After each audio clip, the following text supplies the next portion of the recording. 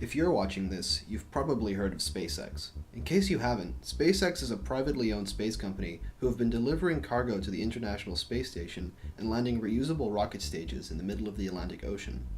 But SpaceX has bigger plans. Its stated goal is to establish a colony on Mars with a population of at least 80,000 people, lowering the cost of a journey to Mars to $500,000. But before that happens, SpaceX has some significant milestones to overcome. Fortunately, SpaceX is an innovative, flexible, and disruptive newcomer to a space industry that has been pretty stagnant for the last few decades. A 21st century, forward-thinking approach might have the potential to revolutionize spaceflight and enable humanity to become an interplanetary civilization.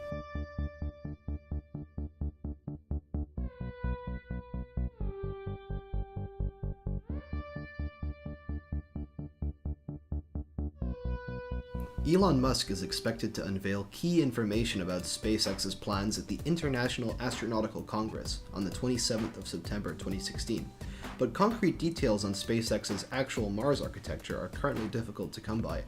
One thing that is known for sure is that Musk has described plans for a system called the Mars Colonial Transporter, or MCT. The MCT is intended to take 100 people, or 100 tons of cargo to Mars at a time. This is much more mass than has ever been sent to Mars before. Details are still unknown, but it's most likely that the MCT will be launched in a single part on top of a colossal rocket, what Elon Musk refers to as the BFR, or Big Falcon rocket.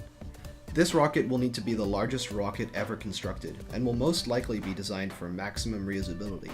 As more rockets are built and routinely fly between Earth and Mars, payloads will eventually become cheaper, enabling more people and more equipment to be sent over.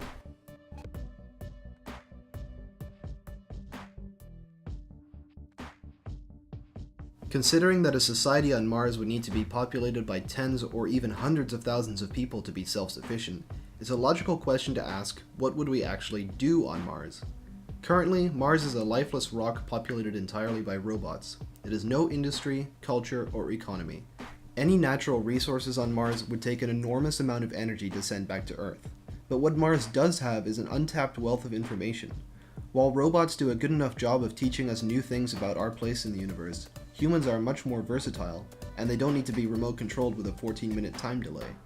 A Mars colony would essentially be the biggest and baddest university in the entire solar system, or like Antarctica's research stations on a planetary scale. At this planet-sized university, the key fields of study would most probably be pretty similar to what we've already been using robots to study on Mars: astronomy, planetary science, life science, and engineering. Then there would be scholars studying the colony itself. Sociologists, historians, psychologists, and philosophers might all find fruitful academic niches on Mars. Of course, this university would need a lot of support staff to run: administrators, cooks, maintenance staff, and all of these people would need food to eat and buildings to live in and transportation. All of these things can be sourced from Mars itself. Mars is the only place in the solar system other than Earth that has all the ingredients we need to be self-sufficient. Water, air, and fuel can be extracted from Mars's atmosphere, and after a couple of cargo missions, it would theoretically be possible for the community to be self-sustaining. But it's very likely that a colony would still be very dependent on resources from Earth. It's also natural to ask, who or what will pay for all of this? Space programs are expensive, so it's unintuitive and difficult to see how a whole colonization program could possibly be economically feasible. This whole endeavor will probably start out on a pretty small scale, and become much larger and cheaper over time as the necessary frameworks are put into place. SpaceX's first customer might be NASA. SpaceX is really an infrastructure company, not a research agency.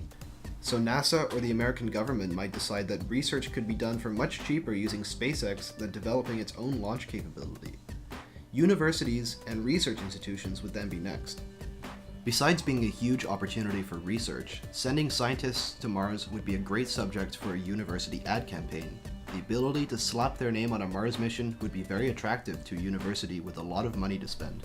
Next comes investment by companies looking to advertise their products and services as Mars approved. Over time, these industries might start losing out to homegrown Martian companies, manufacturing products for Martian industries on Mars itself. Furthermore, from Mars, launching rockets is much easier, so Mars might become a much more convenient launch pad for asteroid mining and missions further out into the solar system. A space elevator, which is much easier to construct on Mars than on Earth, would make it much more possible to export goods from Mars to Earth, as well as other potential human colonies around the solar system. Mars might very well become the cradle of interplanetary civilization. On top of that, a colony on Mars might provide a lot of entertainment for people back on Earth. TV deals could provide another stream of revenue, beaming back documentaries, news, reality TV, and maybe even sports. Is anyone interested in low-gravity football? As human presence on Mars becomes more developed, we will probably start to terraform the planet in order to make it more Earth-like. But this process will likely last over 1,000 years. This might be the most important undertaking in human history, providing us with a home away from home and redefining our place in the universe.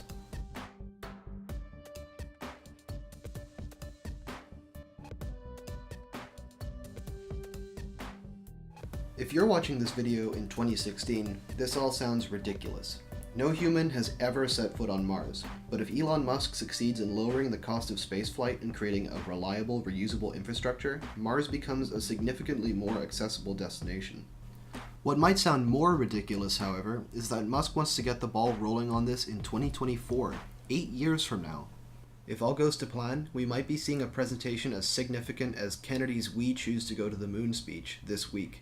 And in 1962, the idea of two men walking around on the surface of the moon just under 7 years later was just as unthinkable as a Mars colony seems to us today.